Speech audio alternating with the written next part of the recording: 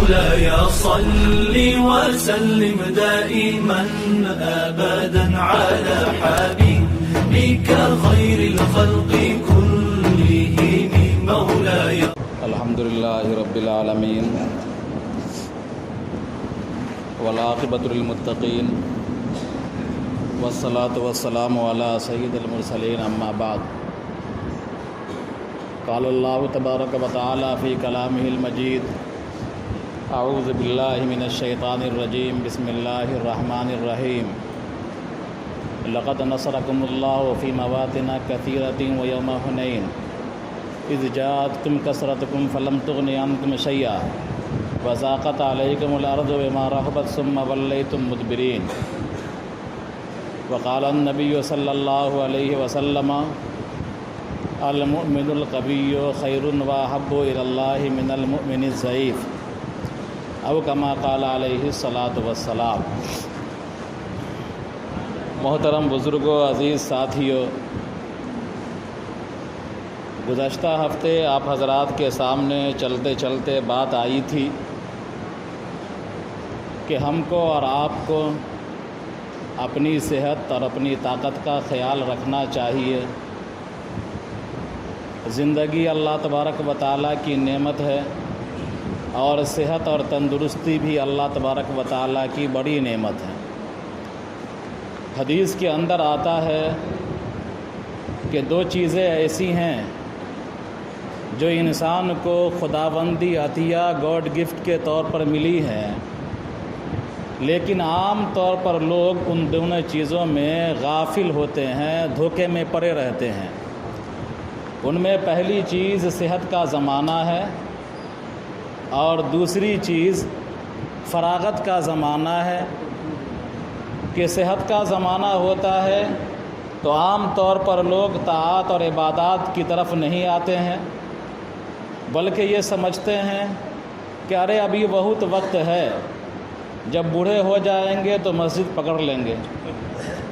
اسی طرح جو فراغت کا زمانہ ہوتا ہے، خالی زمانہ ہوتا ہے، تو لوگ اس میں طرح طرح کی گپبازیوں، طرح طرح کے وقت کو برباد کرنے والے مشغلوں میں لگے رہتے ہیں اور یہ سمجھتے ہیں کہ آئندہ ہم کچھ کر لیں گے، کچھ بن جائیں گے.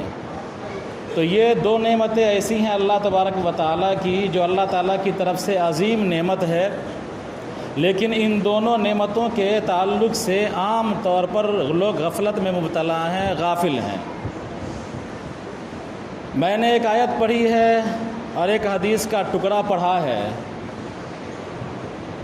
کہ جناب نبی کریم صلی اللہ علیہ وسلم نے فرمایا کہ طاقتور مومن جو ہوتا ہے وہ اللہ کے نزدیک پسندیدہ ہوتا ہے، بہتر ہوتا ہے بمقابلہ کمزور مومن کے.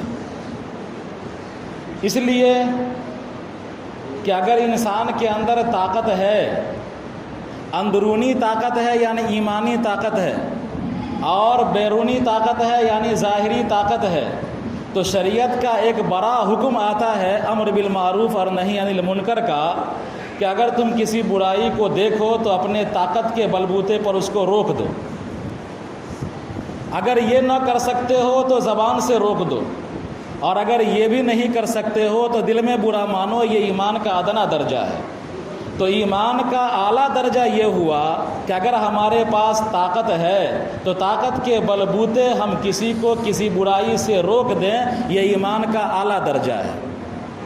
تو ہمارے اور آپ کے بدن میں اور ہمارے اور آپ کے ایمان میں دونوں طاقت، ایمانی طاقت، اخلاقی طاقت اور جسمانی طاقت، تینوں ضروری ہے.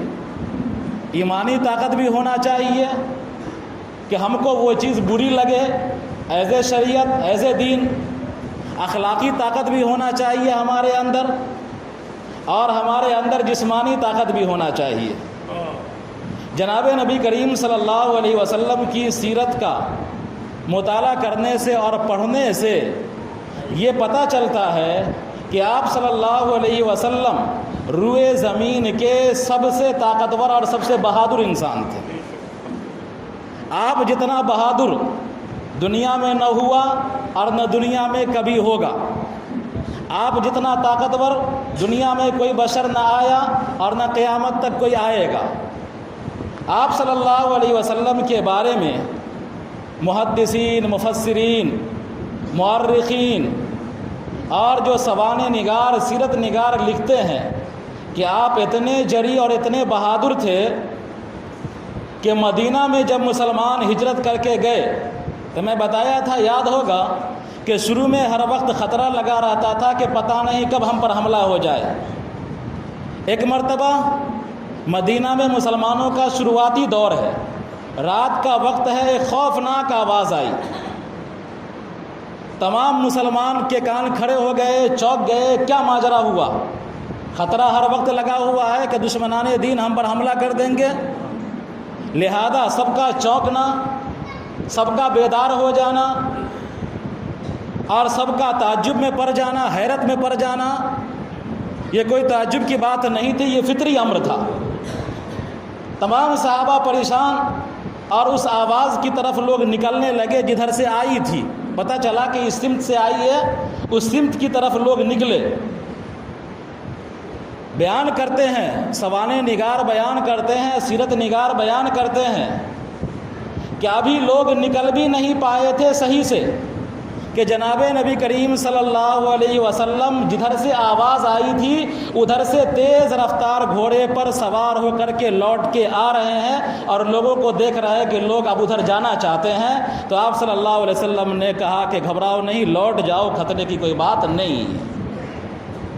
تو جب لوگ ابھی تیار بھی نہیں ہوئے ہیں، تیار ہو کر کے نکل رہے ہیں، آپ اتنے بہادر کے اکیلے، اور وہ بھی روایت میں آتا ہے کہ حضرت ابو طلحہ کے گھوڑے کے ننگی پیٹھ پر، گھوڑے پر کوئی زین نہیں تھا، گھوڑے پر کوئی زین، کوئی چابک، کوئی لگام نہیں تھا، اس ننگے بدن پر، گھوڑے کے بدن پر بغیر زین کے آپ صلی اللہ علیہ وسلم اس تیز رفتاری کے ساتھ گئے وہاں، اور وہاں سے لوٹ کر کے آئے کہ لوگ کہتے ہیں، مورخین کہتے ہیں اور سوانح نگار کہتے ہیں کہ یوں لگ رہا تھا کہ آپ کا گھوڑا ہوا سے بات کر رہا ہے۔ تو آپ اتنے جری تھے، اتنے بہادر تھے۔ یہ نبی کی سیرت بتلاتی ہے کہ ہم کو بھی جری ہونا چاہیے اور ہم کو بھی بہادر ہونا چاہیے۔ یہ تو شروع کا زمانہ جنگ بدر کا موقع ہے۔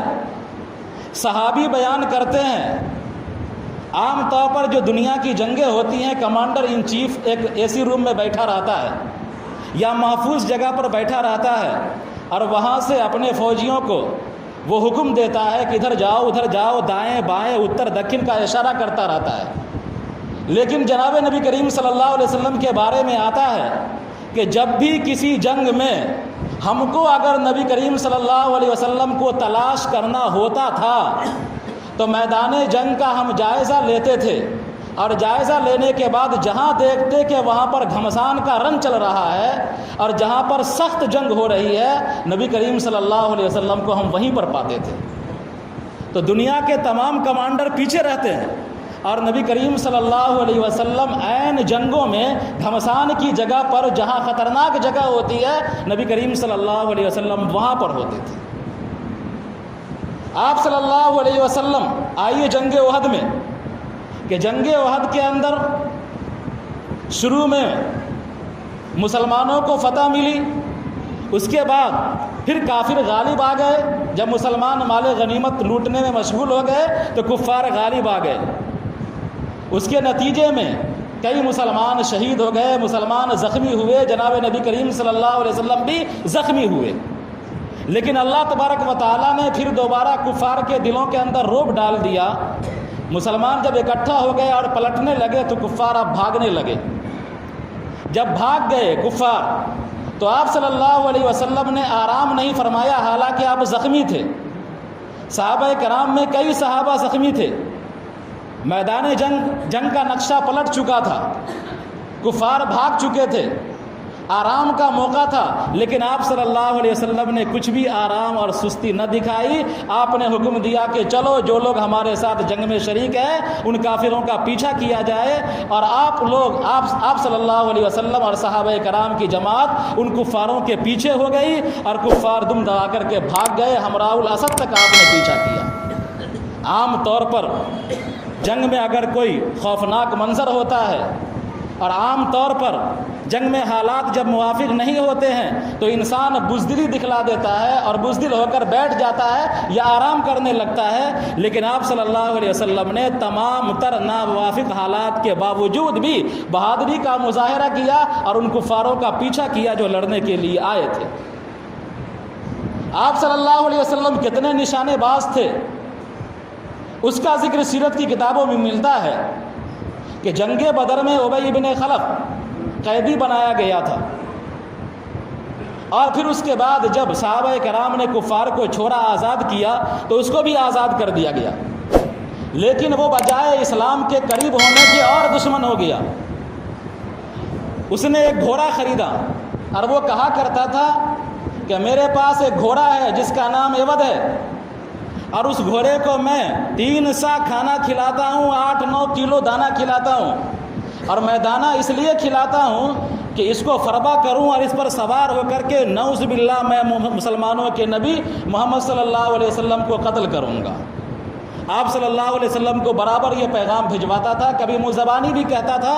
آپ صلی اللہ علیہ وسلم یہ کہہ دیا کرتے کہ تم کیا قتل کرو گے، انشاءاللہ میں ہی تمہیں قتل کروں گا۔ بہرحال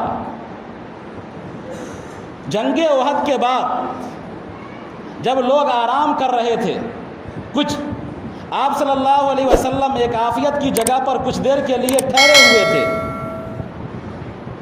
یہ گھوڑا دوڑاتا ہوا اور زرہ پہنے ہوا، سر پہ لوہے کا ٹوپ جس کو خود کہتے ہیں وہ لیے ہوئے جناب نبی کریم صلی اللہ علیہ وسلم کے سر پر آدھم کا پیچھے آ گیا۔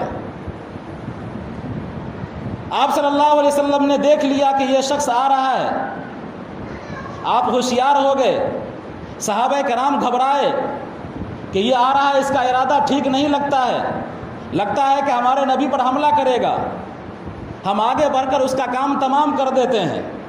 نبی کریم صلی اللہ علیہ وسلم سے صحابہ کرام نے اجازت طلب کی، آپ صلی اللہ علیہ وسلم نے کہا آنے دو اس کو۔ جیسے ہی وہ قریب آیا، اتنا قریب نہیں تھا کہ پکڑا جائے بلکہ دور ہی تھا، قریب آیا تھا، آپ صلی اللہ علیہ وسلم نے ایک چھوٹا نیزہ اس تیزی میں ایک صحابی کے ہاتھ سے لیا اور اس کو مارا کہ اس کے گردن، سر کی ٹوپی اور سینے کا جو زرہ ہوتا ہے، گردن جہاں سے ہلتا ہے یہاں پر ایک جگہ خالی تھی، وہ نیزہ وہاں پر سٹیک لگا اور خراش دیتا ہوا وہ نیزہ گزر گیا۔ حالانکہ اس عالم میں عام طور پر لوگوں کا نشانہ چک جاتا ہے، لیکن نبی کریم صلی اللہ علیہ وسلم کا نشانہ اتنا بہتر کہ دنیا میں اس سے بہتر نشانہ ہو ہی نہیں سکتا۔ کسی بہادر کی ہمت نہیں ہے کہ وہاں پر نیزہ چلا دے، چونکہ وہ جگہ بڑی نازک ہوتی ہے، اوپر سے خود کا حصہ ہوتا ہے، نیچے سے زرہ کا حصہ ہوتا ہے، تلوار بھی وہاں پر کام نہیں کرتی ہے تیزی میں، لیکن نیزہ وہاں پر پہنچا اور خراش لگا، وہ شخص چلانے لگا۔ خراش لگتے ہی وہ 3-4 مرتبہ پلٹی کھاتا ہوا گرا اور وہ چلانے لگا۔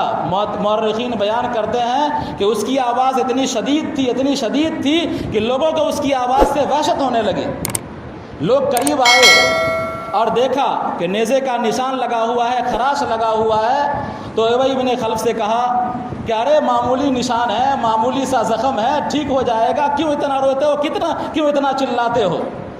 لیکن کفار بھی جانتا تھا کہ یہ مار نبی کی مار ہے، تو اس نے کہا کہ تم ہمارے زخم کا مذاق اڑاتے ہو، خدا کی قسم اگر اس درد کو جو مجھے ہو رہا ہے، اگر یہ درد پورے علاقے میں بانٹ دیے جائیں تو سارے لوگ مر جائیں، اس درد سے کراہنے لگیں، اور تم اس زخم کو معمولی زخم سمجھتے ہو؟ جانتے ہو کس نے مارا ہے؟ محمد نے مارا ہے، اور محمد نے ہم سے کہا تھا کہ میں ہی تجھے قتل کروں گا انشاءاللہ، خدا کی قسم اگر آج مجھے تھوک دیتا تو میں مارا جاتا۔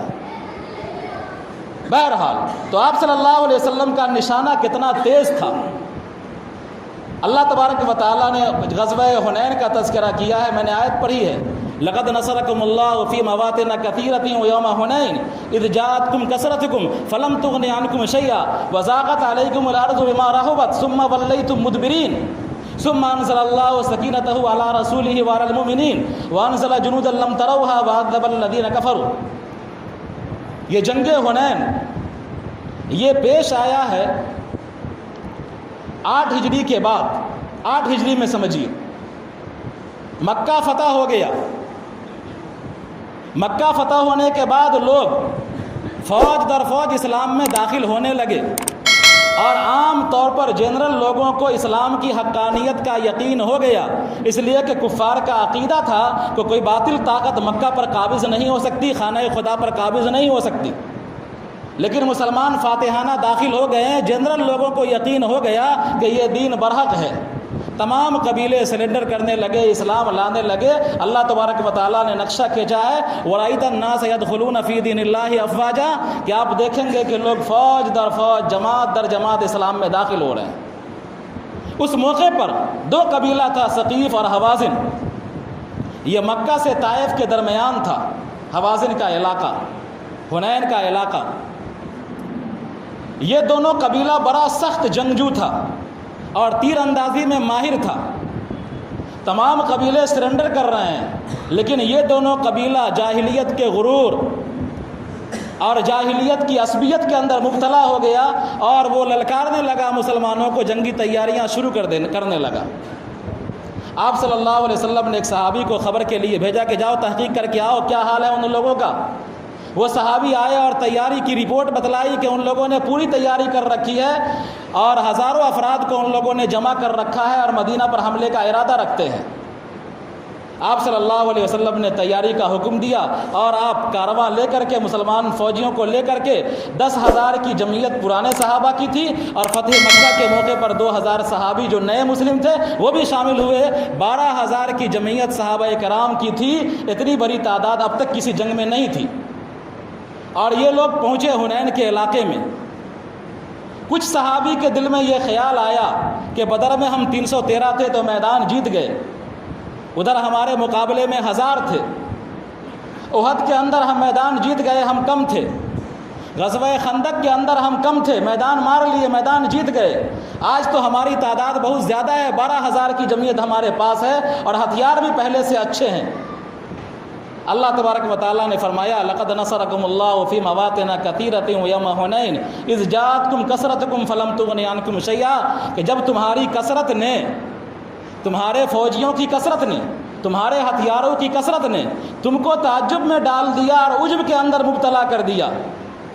اس وقت حالت یہ ہو گئی کہ وضاقت علیکم الارض بما رحبت ثم ولیتم مدبرین، کہ مسلمان جب وہاں پہنچے حنین کے علاقے میں تو حوازن والے، ثقیف والے مسلمانوں پر گھات لگا کر کے اس طرح حملہ کیا اور اس طرح تیر اندازی کیا، اتنا تیر برسایا کہ وہ 2,000 نئے مسلم جو فتح مکہ کے موقع پر اسلام ہوئے تھے، قبول کیے تھے، وہ تو فوراً ہی بھاگے، لیکن اچھے صحابہ جو 10,000 کی تعداد میں تھے ان کے قدم بھی لڑکھڑانے لگے۔ وضاقت علیکم الارض بما رحبت، کہ زمین اپنی وسعت کے باوجود تنگ ہونے لگی، لوگ سر پھیر کر بھاگنے لگے۔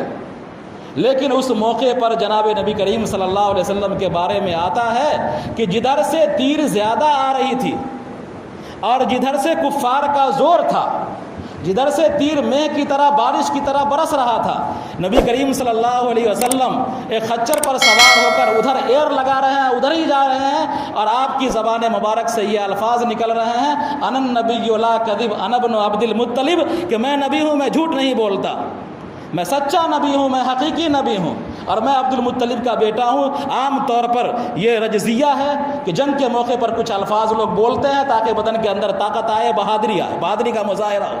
تو آپ صلی اللہ علیہ وسلم یہ جملہ بول رہے ہیں انا النبی لا کذب انا ابن عبد المطلب، اور آپ صلی اللہ علیہ وسلم کے ساتھ صرف چند صحابہ، 5 صحابہ ہیں، لیکن آپ کا گھوڑا، آپ کا خچر ادھر ہی جا رہا ہے جدھر سے کفار شدید حملہ کر رہے ہیں۔ آپ نے بزدلی نہ دکھائی، آپ نے پیٹھ نہیں موڑا، اور آپ نے پشت نہ دکھایا، بلکہ ادھر ہی آگے بڑھتے رہے۔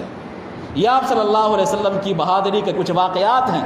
آپ کی طاقت کا مظاہرہ کرنا ہو تو غزوہ خندق کا موقع ہے، خندق کھودی جا رہی ہے، خندق کھودتے ہوئے راستے میں ایک چٹان مل گئی، صحابہ کرام نے پھاوڑا چلایا، کسی کا پھاوڑا کام نہیں کر رہا ہے، سب لوگ پریشان ہو گئے، کسی سے وہ چٹان ٹوٹ نہیں رہی ہے۔ جناب نبی کریم صلی اللہ علیہ وسلم کو خبر ملی، آپ وہاں پر تشریف لائے اور آپ نے اللہ کا نام لیا اور چٹان پر ضرب لگایا، ایک ہی ضرب میں، ایک ہی پھاوڑے میں وہ چٹان ٹکڑے ٹکڑے ہو گیا، اور اس سے آگ کے شعلے بلند ہونے لگے، جس میں کیسر و کسرا کے محلات دکھلائے گئے آپ صلی اللہ علیہ وسلم کو۔ تو یہ آپ صلی اللہ علیہ وسلم کی بہادری کے کچھ واقعات ہیں. یہ واقعات میں اس لیے بتلایا ہوں کہ ہمارا اور آپ کا جو دین ہے یہ تقاضا کرتا ہے ہم سے کہ ہم اور آپ بھی بہادر بنیں، ایمانی اعتبار سے بہادر بنے، اخلاقی اعتبار سے بہادر بنے، جسمانی اعتبار سے بہادر بنے. لیکن وہی افسوس کے ساتھ کہنا پڑتا ہے کہ جس قوم کو سویرے اٹھنا ہے، جس قوم کو فجر کی نماز پڑھنی ہے، اس قوم کا بچہ 10 بجے دن تک سوئے اور بھر دن پڑیا چبائے، اس قوم میں بہادری کہاں سے آئے گی؟ سویرے اٹھو، فجر کی نماز پڑھو، تھوڑا دوڑو دھوپو. یہ ایسی چیز نہیں ہے کہ گاڈ گفٹ تمہارے اندر آ جائے گا، بلکہ دوڑنے دھوپنے محنت و مشقت کرنے سے تمہارے بدن کے اندر تقویت آئے گی. اچھی غذا کھاؤ گے تقویت آئے گی. اسباب کے تحت میں کہہ رہا ہوں، اچھی غذا کھاؤ گے تقویت آئے گی، خرافات سے بچو گے تقویت آئے گی. اور جب تمہارا بدن مضبوط ہوگا تمہارا دل بھی مضبوط ہوگا. جب دل بھی مضبوط ہوگا تم اللہ کے راہ میں نکلو گے بھی. کبھی 4 مہینے کا تقاضا آئے گا اس کے لیے بھی نکلو گے، اور کبھی جہاد میں سیف کی بات آئے گی تو بھی انشاءاللہ اپنا نام لکھاؤ گے. اللہ تبارک و تعالیٰ کہنے سننے سے زیادہ عمل کی توفیق عطا فرمائے.